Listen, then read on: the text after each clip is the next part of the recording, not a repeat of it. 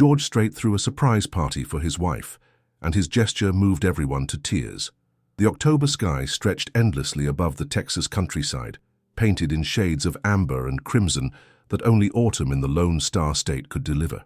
George Strait stood on the wraparound porch of his ranch house, his weathered hands gripping a steaming cup of black coffee as he watched the sun dip toward the horizon. At 73 years old, the man they called the King of Country Music still carried himself with the quiet confidence that had defined his 5-decade career, though tonight something different flickered in his dark eyes, a nervous energy that hadn't been there since his very first performance at a honky-tonk in Huntsville back in 1975. 3 weeks had passed since the idea first struck him like lightning on a clear day. He'd been sitting in his home studio, strumming through old songs and letting his mind wander, when his gaze fell upon a framed photograph on the piano. It showed him and Norma on their wedding day in December of 1971, both of them impossibly young and radiating the kind of hope that only comes with believing the whole world lies ahead of you. Norma's smile in that picture could have lit up all of San Antonio, and even now, after 53 years of marriage, it still had the power to make his heart skip a beat. That's when it hit him. Their golden anniversary was approaching, and this milestone deserved more than dinner at their favorite steakhouse or a quiet evening at home. Norma had stood by his side through everything. The lean years when he worked cattle during the day and played dive bars at night for $25 a show. The heartbreak of losing their daughter Jennifer in that terrible car accident in 1986. The pressure that came with hit after hit climbing the charts, and the constant touring that kept them apart for months at a time. She'd been his anchor, his compass, and his greatest supporter, often sacrificing her own dreams to nurture his. George set down his coffee cup and pulled out his phone, scrolling through the contacts until he found the number he was looking for. His longtime manager, Tom, answered on the second ring. "George, what's got you calling so late? Don't tell me you're having second thoughts about the Houston show." "Tom, I need you to clear my schedule for the next 3 weeks," George said without preamble. "Cancel whatever you have to cancel. Postpone whatever you can postpone. This is important." There was a pause on the other end of the line. In 40 years of working together, George had never made such a request. "Everything okay? Norma's not sick, is she?" "Norma's fine. Better than fine. But I'm planning something and I need time to do it right." George walked to the window and looked out at the sprawling acres of his property. "I want to throw her a party, Tom. Not just any party. Something she'll remember for the rest of her life." And so began the most elaborate secret operation of George Strait's career. The next morning, he drove to the old Brennan barn on the far edge of his property, a structure that had stood empty for years except for storing hay and farm equipment. The building was solid oak and cedar, built by German settlers in the 1800s, with soaring ceilings supported by massive hand-hewn beams. As George stood in the dusty interior, sunlight streaming through gaps in the wooden walls, he could envision exactly what it could become. He called his son Bubba, who arrived within the hour with blueprints and contractor recommendations. Together they mapped out a transformation that would turn the rustic barn into something magical while preserving its authentic Texas charm. The renovation would need to be completed in absolute secrecy. No easy task, given that Norma knew every contractor, electrician and carpenter within 50 miles of their ranch. "Dad, you realize Mum's going to figure this out if we're not careful," Bubba warned as they reviewed the plans. "She's got eyes like a hawk and ears like a bat. Remember when I tried to surprise her with that birthday cake when I was 12? She knew what I was up to before I'd even bought the ingredients." George chuckled, remembering the incident well. Norma had indeed walked into the kitchen just as young Bubba was attempting to crack eggs into a mixing bowl, making a mess that would have taken hours to clean up. "That's why we're going to be smarter this time," George replied. "We'll work when she's at her book club on Tuesdays and Thursdays, and during her standing appointment at the beauty salon on Friday afternoons. Plus, I've got an idea that'll keep her occupied and away from this part of the property." The first phase involved bringing in a crew of trusted workers who signed confidentiality agreements, something that amused them greatly, given that they were more accustomed to fixing broken tractors than maintaining Hollywood-level secrecy. The barn's interior was cleaned, the floors refinished, and a proper electrical system installed to support the elaborate lighting scheme George had envisioned. Meanwhile, George began reaching out to friends and family members, swearing each one to secrecy about the upcoming celebration. The guest list read like a who's who of country music: Alan Jackson, who'd been a friend for over 30 years, Reba McEntire, who'd toured with George back in the 80s, and dozens of other artists whose careers had intersected with his over the decades. Each phone call began the same way. "Can you keep a secret?" The response was universally enthusiastic. Everyone wanted to honor Norma, the woman who'd been the steady presence behind one of country music's most enduring success stories. Many of them had their own stories about Norma's kindness, how she'd sent flowers when their mothers passed away, remembered their children's birthdays, or simply offered a listening ear during difficult times on the road. As the days passed, George found himself revisiting memories he hadn't thought about in years. He remembered their first date, when he'd taken Norma to see a movie in San Marcos and been so nervous that he'd barely said 10 words during the entire evening. He thought about their early years of marriage, when money was tight and the future uncertain, but Norma never once suggested he give up on his musical dreams. Instead, she'd taken on extra shifts at her job while he drove to Nashville, hoping to catch the attention of record producers who might give an unknown Texas singer a chance. There had been moments when he'd wondered if he was chasing an impossible dream. The rejections piled up, and there were nights when he'd come home from a disappointing meeting or a poorly attended show, ready to throw in the towel and accept that music would remain a weekend hobby. But Norma would be there, ready with a home-cooked meal and unwavering faith in his abilities.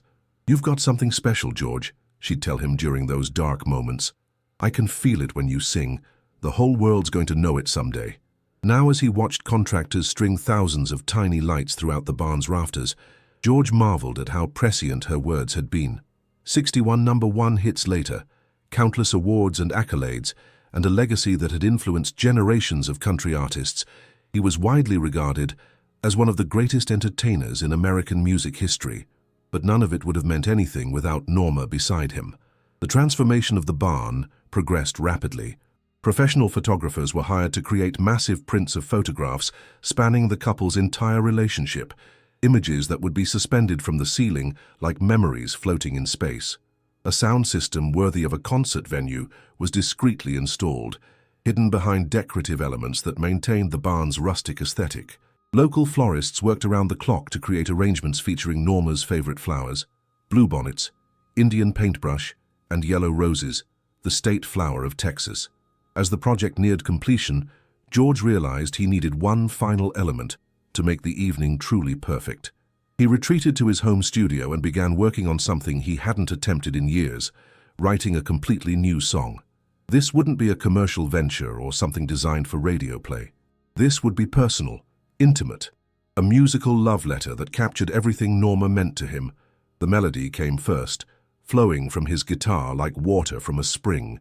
The words followed more slowly, each line carefully crafted to express emotions that had deepened and evolved over more than 5 decades together. He worked late into the night, revising and refining until every note and syllable felt exactly right. With just 2 days remaining before the surprise, George made his final preparations. The guest list had grown to over 200 people, all of whom had confirmed their attendance and promised absolute discretion. The catering was arranged, Norma's favorite foods prepared by the chef from their preferred restaurant.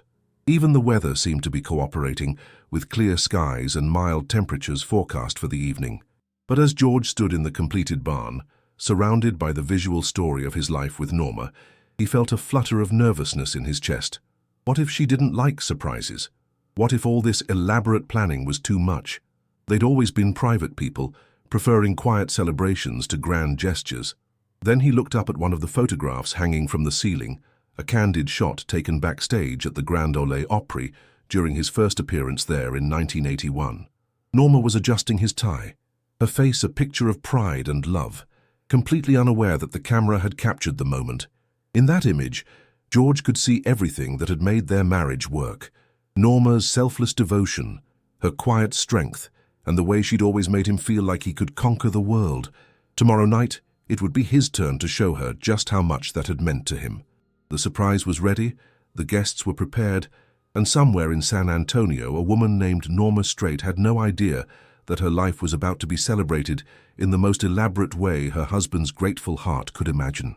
The sleek black limousine wound its way through the familiar streets of San Antonio, its tinted windows reflecting the warm glow of streetlights as evening settled over the city. Inside, Norma Strait sat comfortably in the plush leather seat, her silver hair styled perfectly, and her emerald dress, George's favorite color on her, flowing elegantly around her knees. At 71, she still possessed the grace and beauty that had first caught George's eye all those years ago at a high school dance in Pearsall. "I still don't understand why George couldn't drive me himself," Norma said to the driver, a polite young man who'd introduced himself simply as Miguel. "He's been acting strange all week, disappearing for hours at a time and whispering into his phone like he's planning some kind of covert operation." Miguel glanced at her through the rearview mirror, his eyes twinkling with suppressed knowledge. "Mr. Strait just wanted tonight to be special, ma'am. Said you deserved to be treated like royalty." Norma smiled at that, though something nagged at the back of her mind.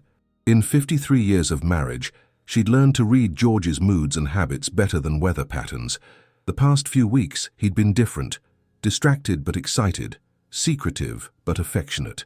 Just this morning, she'd caught him humming a melody she didn't recognize while making coffee, and when she'd asked about it, he'd simply kissed her forehead and changed the subject. As the limousine left the city limits and headed into the countryside, Norma watched the familiar landscape roll past.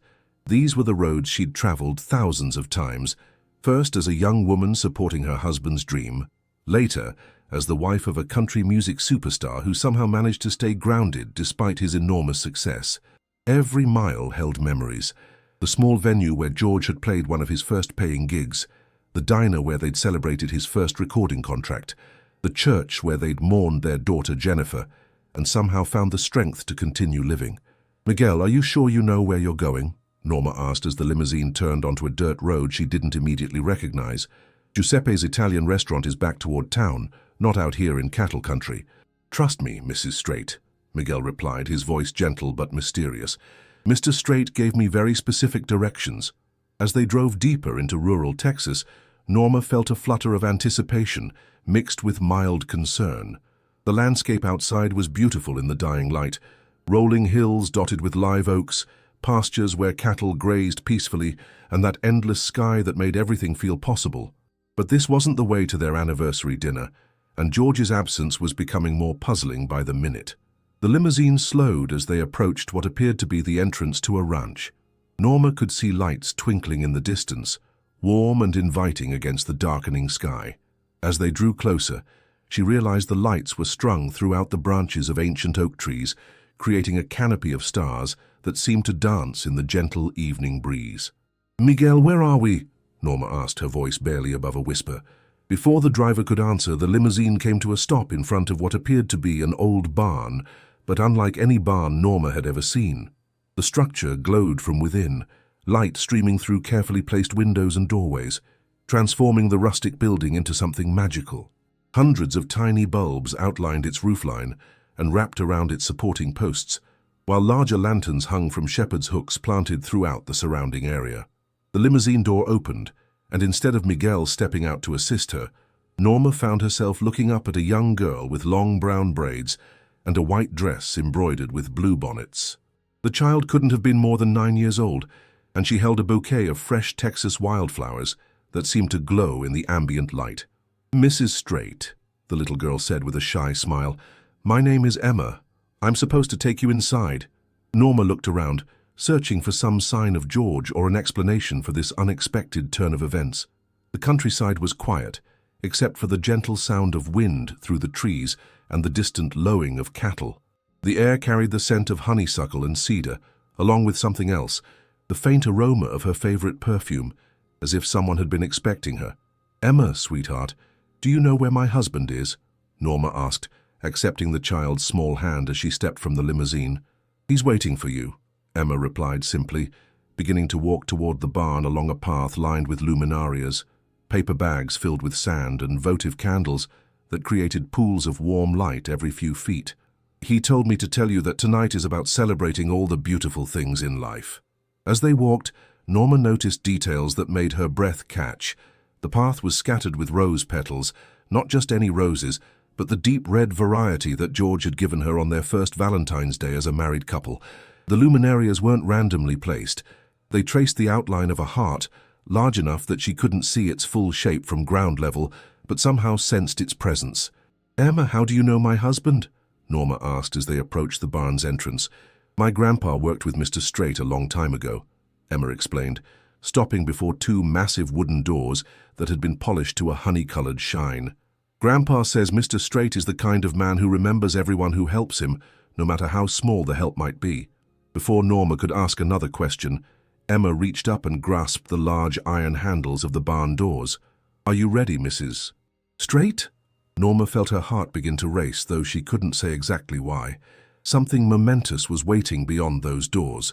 She could feel it in the careful attention to detail, in Emma's solemn excitement, in the way the entire evening had been orchestrated with the precision of a symphony. "I suppose I am," Norma replied, though her voice trembled slightly. Emma pulled the doors open, and Norma stepped inside to find herself in a space that took her breath away completely. The barn had been transformed into something from a fairy tale, but not the sanitized version found in children's books. This was Texas magic, rustic and elegant, familiar and extraordinary all at once. The first thing she noticed were the photographs, dozens of them, enlarged to poster size and suspended from the vaulted ceiling at varying heights, creating a three-dimensional gallery of her life with George. There was their wedding photo, of course, but also images she hadn't seen in years. George teaching their son Bubba to ride a horse. Norma holding baby Jennifer on Christmas morning, 1973. The two of them dancing at various awards shows and charity events throughout the decades. But it was the smaller, more intimate photographs that brought tears to her eyes.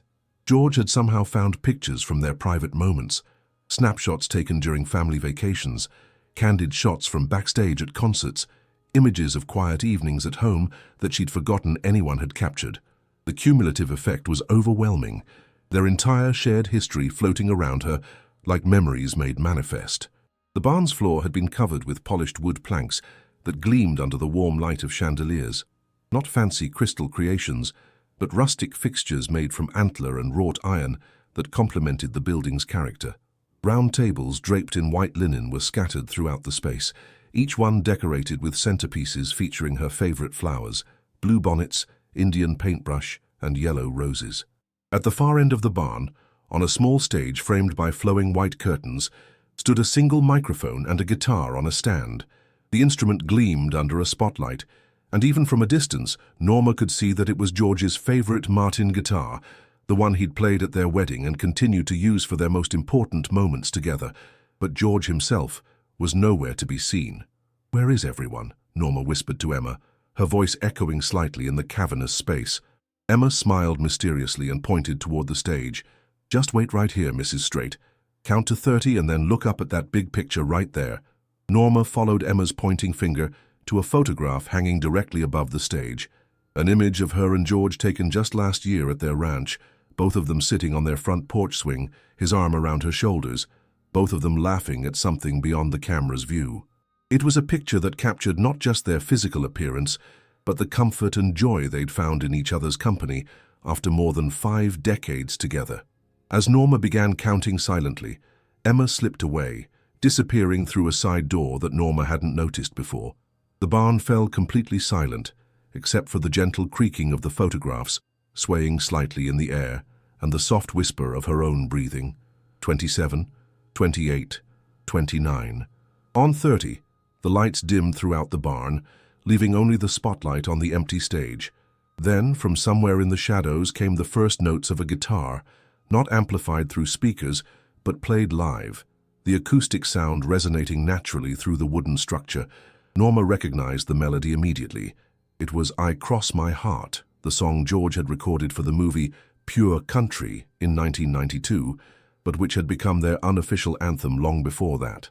He'd played it for her countless times over the years, sometimes just humming the melody while they worked in their garden together, other times performing it with full orchestration during concerts where she watched from the wings. A figure emerged from the shadows stage right, and Norma's heart swelled with love and recognition. George walked slowly toward the microphone, his guitar cradled in his arms, his eyes focused entirely on her. At 73, he moved with the same easy confidence that had captivated her when he was 20, though now there was something else in his expression, a depth of emotion that spoke of decades shared, challenges overcome, and love deepened by time and experience. He reached the microphone and paused, his fingers stilling on the guitar strings. In the sudden quiet, Norma could hear her own heartbeat and sense the weight of the moment settling around them like a blanket. "Norma," George said, his voice carrying clearly through the barn without electronic amplification, 53 years ago, I promised to love you for the rest of my life.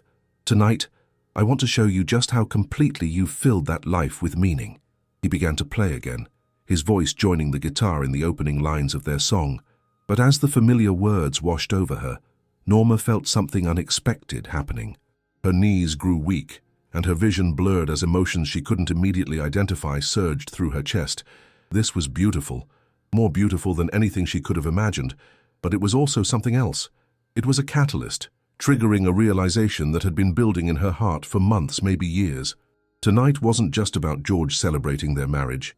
It was about perfect timing, about secrets finally ready to be shared, about love that had grown so deep it demanded complete honesty. As George's voice filled the barn with promises of eternal devotion, Norma reached into her small evening purse and felt the edges of an envelope she'd been carrying for longer than anyone could imagine. Her fingers trembled as they touched the yellowed paper, and she realized that this magical evening was about to become something neither of them had planned. The moment George finished the first verse of "I Cross My Heart," something unexpected happened. Instead of standing and applauding as he had anticipated, Norma sank to her knees right there on the polished wooden floor, her hands covering her face as deep, silent sobs shook her shoulders. The sound of George's guitar stopped abruptly, the sudden silence in the barn so complete that the rustle of her emerald dress seemed to echo off the wooden beams overhead. "Norma!" George's voice cracked with concern as he quickly set his guitar aside and rushed down from the small stage. His boots echoed against the floor as he crossed the distance between them, his heart racing with fear that something was terribly wrong. Had he miscalculated? Was all of this too much for her? He dropped to his knees beside his wife of 53 years, his hands gently touching her shoulders. "Honey, what's wrong? Are you hurt? Should I call someone?" What George didn't know, what no one in the world knew except Norma herself, was that hidden throughout the transformed barn, carefully positioned behind decorative panels and floral arrangements, were over 200 guests. Friends, family members and luminaries from the country music world sat in complete silence, having arrived hours earlier through a separate entrance. They had come expecting to witness a beautiful surprise celebration, but now they found themselves inadvertent observers of something far more intimate and profound. Alan Jackson sat rigid in his chair, his usually relaxed demeanor replaced by respectful concern. Beside him, Reba McEntire dabbed at her eyes with a tissue, already moved to tears by the emotion radiating from the couple in the center of the barn. George's son, Bubba, leaned forward from his position near the back, ready to spring into action if his father needed help, while other family members exchanged worried glances. But Norma wasn't crying from sadness or shock. As George knelt beside her, she slowly lifted her head, and he could see that her tears were different. They carried the weight of 50 years of love, gratitude, and a secret that had grown heavier with each passing year. "George," she whispered, her voice thick with emotion but surprisingly steady, "you don't understand what you've done here tonight. I just wanted to show you how much I love you," George replied softly, his own voice breaking. "If this is too much, if I've made a mistake—" "No," Norma interrupted, reaching into her purse with shaking hands. "You haven't made a mistake. You've created the perfect moment for something I've been waiting 50 years to give you." She withdrew an envelope that had clearly seen decades of careful preservation. The paper was cream-colored and slightly yellowed at the edges, with her name written across the front in her own youthful handwriting from 1973. The envelope's flap was sealed with wax that had cracked slightly over time, but it remained unopened. George stared at the envelope, confusion evident in his eyes. "Norma, what is that?" "Before we got married," Norma began, her words carrying clearly through the barn's excellent acoustics to every hidden guest, "I wrote you a letter, but I didn't give it to you then because I made myself a promise." She paused, looking up at the photographs floating above them, images of their life together through triumphs and tragedies, successes and struggles. "I promised myself I would only give this to you when we had been married longer than we had been alive before we met." George's mathematical mind quickly calculated the significance. They had met when Norma was 18 and he was 19. If they'd been married longer than their combined pre-meeting years, Today marks 53 years of marriage, Norma continued as if reading his thoughts. We've now been together longer than we existed separately. Tonight seemed like the right time, but seeing all of this, she gestured around the transformed barn, at the photographs, at the evidence of George's elaborate planning. Seeing how much thought and love you put into celebrating us, I know this is the perfect time. With trembling fingers, Norma carefully opened the envelope, the old wax seal cracking completely as she withdrew several sheets of paper covered in her careful cursive handwriting. The pages rustled softly in the quiet barn as she unfolded them. "Should I read it?" she asked, looking up at George with eyes that held decades of love and anticipation. George nodded, his throat too tight with emotion to speak. Norma cleared her throat and began to read, her voice growing stronger with each word. "My dearest George, if you are hearing these words, it means we have accomplished something beautiful together. We have loved each other longer than we lived without each other, and that feels like the greatest success two people could ever achieve." She paused, glancing up at George, who was staring at her with an expression of wonder and growing understanding. "When I write this letter in December 1973, 2 years after our wedding, you are working so hard to make your dreams come true. You get up before dawn to work at the ranch, come home exhausted, eat dinner, and then drive to honky-tonks and dance halls to play your music for anyone who will listen. Some nights you come home with $25. Some nights you come home with nothing but the satisfaction of having shared your gift with the world." Hidden throughout the barn, guests leaned forward in their chairs. This was no longer just a surprise party. They were witnessing something unprecedented, a love story being revealed in real time. "You never complain, George, not once. Even when the truck breaks down on the way to a show, even when the sound system fails, even when there are only 5 people in the audience and 4 of them are drunk. You just keep believing in your music, in your voice, in the power of a well-told story set to a simple melody." Norma's voice wavered slightly, but she continued, "What you don't know, my love, is that I believe in you more than you believe in yourself. I see something in you that you haven't recognized yet, a star quality that goes beyond talent, beyond hard work, beyond even your natural charm. You have the ability to touch people's hearts in a way that very few artists ever achieve." George felt tears starting in his eyes as he listened to words written by his young wife decades earlier, words that somehow contained prophecies that had all come true. "So I am going to do something, George, something I will never tell you about until we reach this golden anniversary that I pray we will celebrate together. Last week I sold my grandmother's diamond brooch. You remember the one with the 3 stones that she left me when she passed. It was the most valuable thing I owned, worth more than both our cars put together." George's breath caught in his throat. He remembered that brooch perfectly. Norma had worn it on their wedding day, pinned to her dress just below her heart. He'd noticed it missing years later and assumed it had been lost or stolen during one of their moves in the early days of his career. "I took that brooch to Mr. Richardson at the jewelry store in San Antonio, and I sold it for $800. I know that doesn't sound like much, but in 1973 it was enough to pay for something important, your first professional demo recording." The barn fell into absolute silence, except for the sound of Norma's voice reading words that were rewriting history as everyone listened. "Tomorrow, I'm going to tell you that I heard about a recording studio in Austin that's offering a special deal for new artists. I'm going to suggest we use our tax refund money to pay for it. I'm going to act surprised when they quote us a price of exactly $800. And you're going to believe that it's fate, that everything is falling into place just when we need it most." George's eyes widened as memories came flooding back. That demo session in Austin had been the turning point in his career, the recording that eventually found its way to the desk of Irv Woolsey at MCA Records, leading to his first record deal and everything that followed. "Oh, you will never know," Norma continued reading, her voice now strong and clear, "that your big break started with my grandmother's diamonds. You'll believe it was your talent that opened those doors, and in a way, that will be true.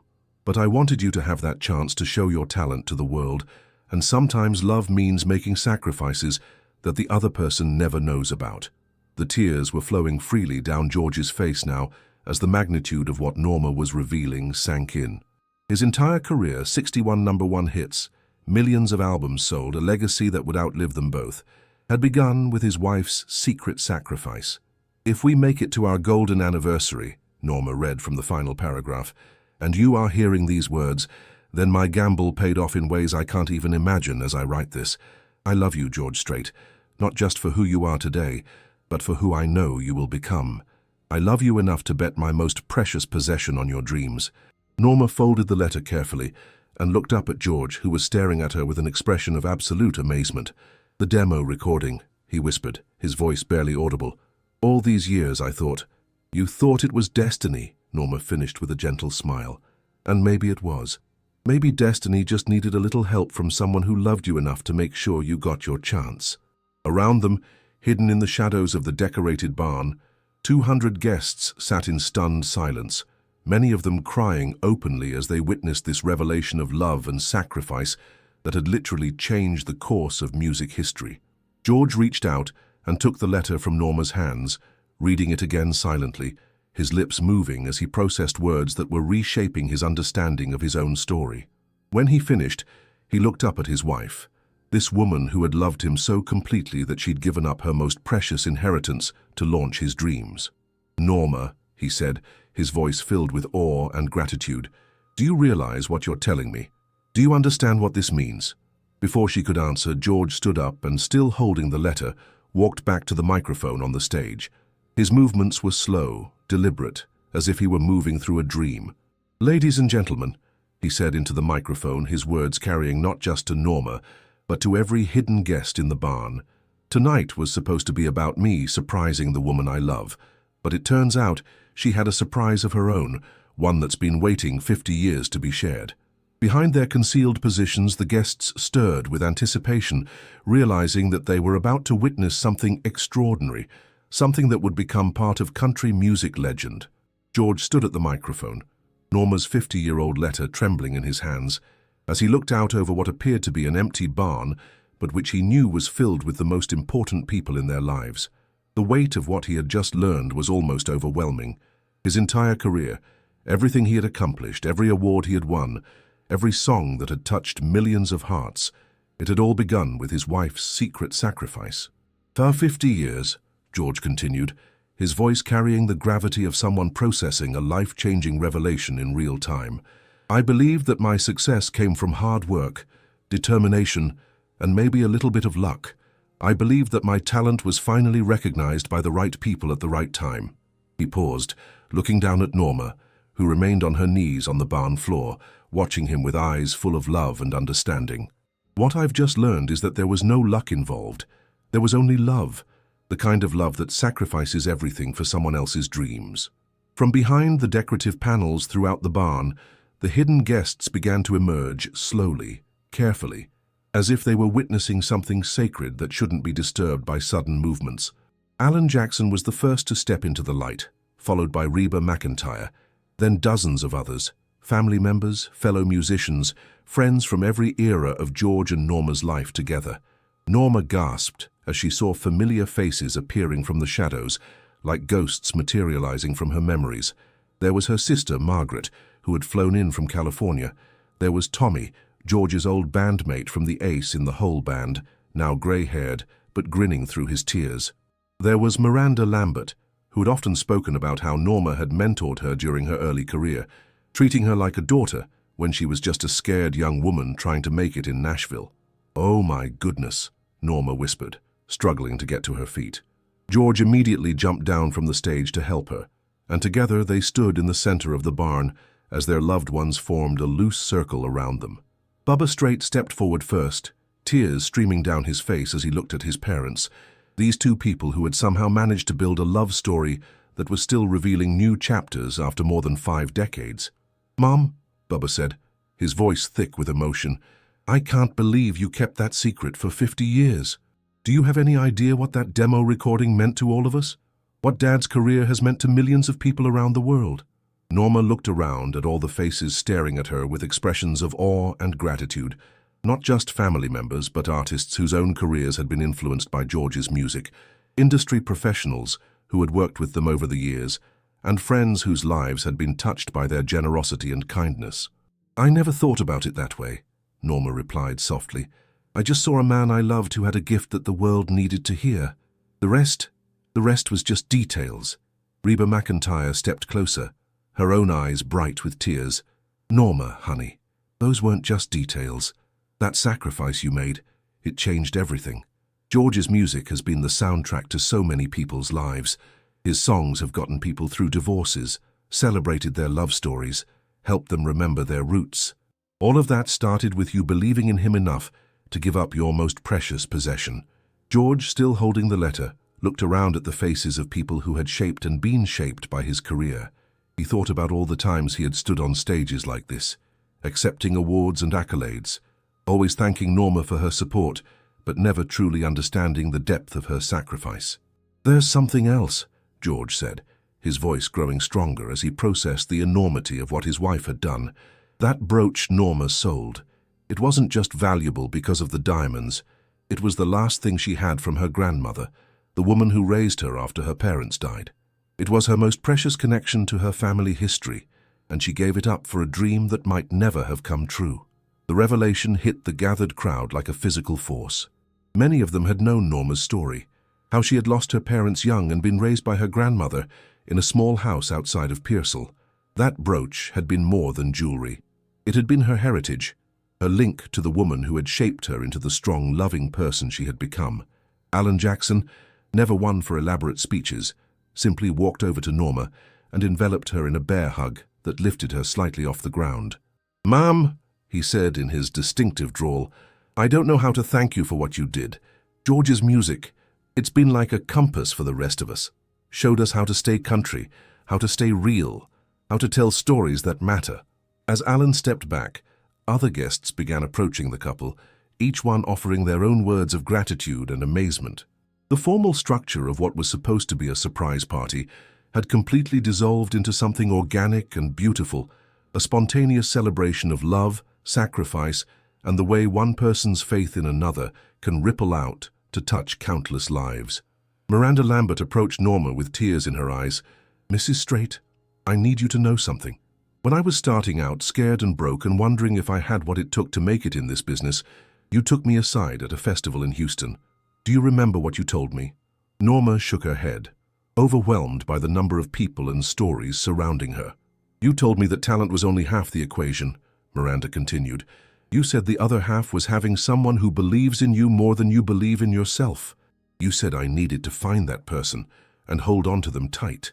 I thought you were talking about finding a husband or a manager or a producer.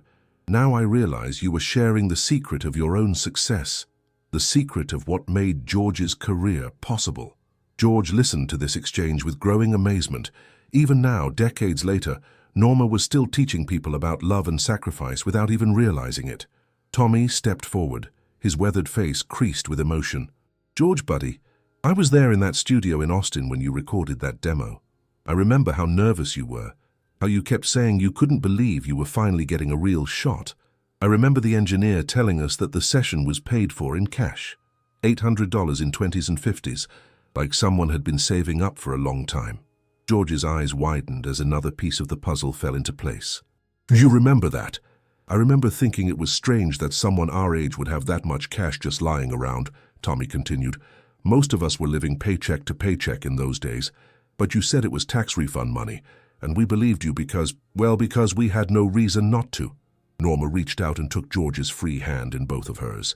"I went to 3 different banks to get the money changed into smaller bills," she admitted, with a small smile. "I thought if it looked like tax refund money, you'd be more likely to believe it was meant to be." The laughter that rippled through the crowd was gentle, tinged with amazement at the lengths Norma had gone to protect not just George's pride, but his faith in destiny and timing. George's manager, Tom, stepped forward from the back of the group. "George, Norma, I've been managing artists for 40 years, and I've seen a lot of love stories in this business, but I've never seen anything like this. Norma, what you did, it wasn't just about supporting your husband's dream. You created a legacy that's influenced American culture." He paused, looking around at the assembled crowd. "Every person in this barn has been touched by George's music in some way. Every fan who's ever found comfort in one of his songs, every artist who's been inspired by his authenticity, every family that's made memories to his soundtrack, all of that traces back to your faith and sacrifice." George felt the full weight of this truth settling over him like a blanket. His music hadn't just entertained people, it had become part of their lives, their celebrations, their moments of grief and joy. And it had all started with Norma, quietly selling a piece of her family history to give him a chance. "There's something I need to do," George said suddenly, his voice cutting through the murmur of conversations happening around them. He looked directly at Norma, his eyes bright with determination. "That brooch you sold, can you describe it to me exactly? Every detail you remember?" Norma looked confused but answered without hesitation. "It was white gold, with 3 diamonds in a line. The center stone was larger, maybe 2 carats with smaller ones on either side. It had tiny engraved roses on the band, and my grandmother's initials were inscribed on the back. EMR for Elizabeth Marie Rodriguez." George nodded, already formulating a plan. "Tom, first thing Monday morning, I want you to hire the best jewelry investigator in Texas. I don't care what it costs. I want that exact brooch found and bought back. And if we can't find the original, I want one made that's identical in every way except better. Bigger diamonds, more beautiful engraving, everything Norma's grandmother would have wanted her to have." The crowd erupted in applause, but George wasn't finished. "But that's not enough," he continued, his voice growing stronger with each word. "Norma, you gave up your past to create our future. You deserve to know how that future turned out, not just for us, but for everyone whose lives we've touched." He turned to face the crowd of guests, many of whom were still crying openly at the beauty of what they were witnessing. "I want each one of you to write Norma a letter," George announced. "Tell her how my music has been part of your life, your career, your family story. Tell her about the songs that played at your weddings, the concerts you attended with your children, the times when a particular lyric helped you through a difficult moment. I want her to understand that when she sold that brooch, she wasn't just investing in my dream, she was investing in all of our dreams." The response was immediate and overwhelming. People began stepping forward, eager to share their stories, their gratitude, their amazement at what Norma's sacrifice had made possible. But as George looked around at all these faces, people whose lives had been intertwined with theirs through music and friendship, he realized that the evening wasn't over. In fact, it felt like it was just beginning. The surprise party he had planned had transformed into something entirely different, something that was rewriting their understanding of their own love story in real time. "There's one more thing," George said, picking up his guitar from where he had set it aside earlier. "I came here tonight planning to sing you songs you already knew, songs that were part of our shared history. But after what you've just given me, after learning the true story of how everything began, I realize I need to write something new." George cradled his Martin guitar against his chest, the same instrument that had been with him through decades of performances, recordings, and quiet moments at home. But tonight it felt different in his hands, heavier with meaning, resonant with possibilities he had never considered before. The crowd of guests settled into respectful silence, sensing that they were about to witness something unprecedented, the birth of a song from the king of country music himself, inspired by a love story that had just revealed its most beautiful secret. "Norma," George said softly, his eyes locked on his wife's face, "for 50 years, I've been writing songs about love, about heartbreak, about the simple truths that make life worth living. But I never wrote the most important song of all, the one about the woman who believed in me before I believed in myself." He began to play, his fingers finding a melody that seemed to flow directly from his heart. The notes were simple, but profound, carrying the weight of 5 decades spent learning what real love actually looked like. Around the transformed barn, guests leaned forward in their chairs, many of them professional musicians who recognized the rare magic happening before their eyes. "I used to think that love was holding on," George sang, his voice clear and strong despite the emotion threading through every word. "I used to think that love was letting go, but now I know that love is selling diamonds for a dream you'll never know." Norma's hands flew to her heart as the melody washed over her. This wasn't just a song. It was their story, distilled into music and poetry that captured everything they had lived through together. "You gave your grandmother's treasures for a chance that might not come. You bet your past on our tomorrow, and look what we've become." The chorus soared through the barn, carried by George's voice, but somehow seeming to include everyone present. Even those who weren't musically trained found themselves humming along as if the melody had been part of their hearts all along. "Love ain't just the easy moments, when the world is going right. Love is selling all your diamonds and never asking for the light." As George continued playing, something magical began to happen. Other musicians in the crowd quietly retrieved instruments that had been strategically placed around the barn as part of the original surprise. Alan Jackson found a guitar and began adding harmony. A fiddle player, one of George's longtime session musicians, picked up his instrument and began weaving a melody that complemented the main theme. Someone started a gentle rhythm on drums that had been disguised as decorative barrels. 50 years I've been singing, about heartache and about home, never knowing that my story started with seeds you'd sown. The music swelled as more voices joined in, creating an impromptu choir that included some of the biggest names in country music. But the focus remained on George and Norma, standing in the center of the barn like the eye of a beautiful musical storm. Now I see the whole picture, painted in diamond and gold. Every song that I've been singing was a story you never told. As the final notes of the new song faded into the night air, the silence that followed was profound. Then slowly the applause began, not the enthusiastic clapping of a concert audience, but the deep, respectful acknowledgement of people who knew they had witnessed something that would become legend. George set his guitar aside and walked over to Norma, taking both of her hands in his. 53 years ago, I promised to love you for the rest of my life, he said, his voice carrying to every corner of the barn. But I realize now that I never properly thanked you for making that life possible. He dropped to one knee in front of her, just as he had when he proposed all those decades ago, though now his joints protested the movement, and his hair was silver instead of dark brown. From his pocket, he withdrew a small velvet box that gleamed in the barn's warm lighting. This isn't an engagement ring, George said, opening the box to reveal a simple gold band embedded with tiny diamonds that caught the light like stars. This is a promise ring, a promise that I will spend whatever time I have left, making sure you know how grateful I am for every sacrifice you made, every dream you supported, every moment you chose to believe in us. Norma looked down at the ring, then at George's upturned face, and finally at the crowd of people surrounding them, all of these lives that had been touched by their love story in ways she was only beginning to understand. George Strait, she said, her voice strong and clear, I would sell that brooch again tomorrow if it meant another 50 years with you. The crowd erupted in applause and cheers as George slipped the ring onto Norma's finger, but the celebration was interrupted by an unexpected voice from the back of the barn. Actually, said a man in an expensive suit, who had been quietly observing from the shadows, you might not need to. All heads turned toward the stranger, who was walking forward with a confident smile and a briefcase in his hand. George and Norma looked confused, but Bubba Strait stepped forward with a grin that suggested he knew exactly who this man was. Dad, Mom, Bubba said, I'd like you to meet Mr. Davidson. He owns the largest estate jewelry collection in Texas, and when I told him what we were planning for tonight, he had some very interesting news. Mr. Davidson opened his briefcase and withdrew a small, elegant jewelry box. Mrs. Strait, 3 months ago, a brooch matching your description was consigned to my shop by the estate of a woman in San Antonio who had recently passed away. White gold, 3 diamonds, engraved roses, and the initials EMR on the back.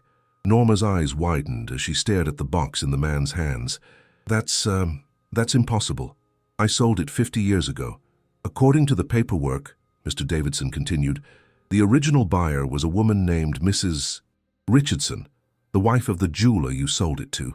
She bought it as a gift for her daughter's wedding in 1974, but the daughter moved to California and later left it to her own daughter. When the granddaughter passed away recently, her estate brought it to me. He handed the box to Norma, who opened it with trembling fingers. Inside, nestled in white satin, was her grandmother's brooch, exactly as she remembered it, the diamonds still brilliant, the engraved roses still delicate and beautiful. I've been trying to research its history, Mr. Davidson explained, and when your son contacted me about tonight, all the pieces fell into place. Mrs. Strait, this brooch has been waiting 50 years to come home to you. The barn fell completely silent as Norma lifted the brooch from the box, her fingers tracing the familiar patterns her grandmother's hands had touched decades before. The diamonds caught the light from the chandeliers above, sending tiny rainbows dancing across the walls. How much? George asked immediately, reaching for his wallet. Mr. Davidson held up his hand with a smile. Mr. Strait, after hearing this story, there's only one appropriate price for this piece. He paused dramatically. $800, the exact amount Mrs. Strait received for it in 1973. The crowd laughed and cheered as George immediately pulled out his wallet and counted out the bills, but Mr. Davidson wasn't finished. However, he continued, I have one condition.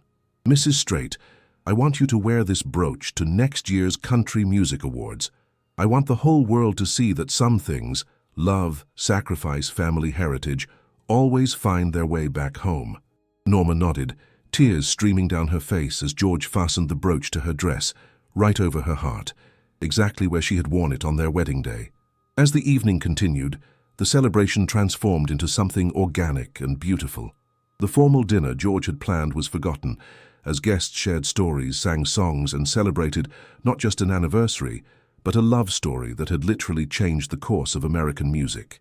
Alan Jackson grabbed a microphone and told the crowd about the first time he met George and Norma, how their humility and authenticity had shown him what real success looked like.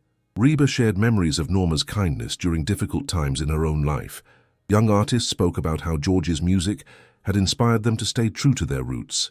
As the night wore on, George realized that this evening had become something far more significant than the surprise party he had originally planned. It had become a testament to the power of love, sacrifice, and faith, not just between two people, but radiating out to touch countless lives across generations.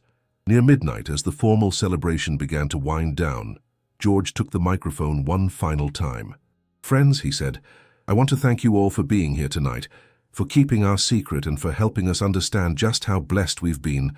But before we say goodnight, there's one more tradition I'd like to honor. He gestured to Norma, who walked over to join him on the small stage. 53 years ago, we promised to love each other in sickness and in health, for richer or poorer, for better or worse, George said. Tonight we've learned that our love story is even more beautiful than we knew. So I'm asking, in front of all these people who love us, in this barn that holds the story of our lives together, will you renew those vows with me? Norma's answer was immediate and strong. Yes, George Strait. Today, tomorrow, and for as long as God gives us time together. They spoke their vows again. This time not as young people hoping for a beautiful future, but as elders who had lived through that future and found it more wonderful than they could have imagined. They promised to continue loving each other with the same faith and sacrifice that had carried them through 5 decades of marriage. As they kissed to seal their renewed commitment, the barn erupted in celebration one final time. Confetti fell from the rafters. Not planned, but spontaneous, as guests threw flower petals and handkerchiefs into the air. The photographer who had been discreetly documenting the evening captured it all. The moment when George and Norma's love story revealed its deepest secret and became something even more beautiful than anyone had imagined. Later, as the last guests departed and the barn slowly emptied, George and Norma stood alone in the space that had been transformed by love and memories.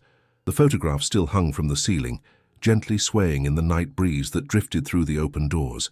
George, Norma said softly, her grandmother's brooch gleaming on her dress, do you think we would have made it this far if you had known the truth about that demo recording? George considered the question seriously, then smiled. Honey, I think love always finds a way. But I'm grateful we got to discover that together tonight, surrounded by all the people whose lives our love has touched. They walked hand in hand toward the barn doors, ready to return to their quiet ranch house and begin the next chapter of their remarkable love story. Behind them, the photographs of their life together continued their gentle dance in the Texas breeze, and the echoes of music and laughter lingered in the air like blessings. As they stepped into the starlit night, George began humming the melody of the song he had written for Norma just hours earlier. It was a tune that would eventually be recorded, would climb the charts, and would become another small part of their enduring legacy. But tonight, it was just a man singing to the woman who had loved him enough to bet everything on his dreams. The story of George and Norma Strait would be retold for generations, not just as a tale of musical success, but as proof that love, when it's real and sacrificial and enduring, has the power to create miracles that touch the world.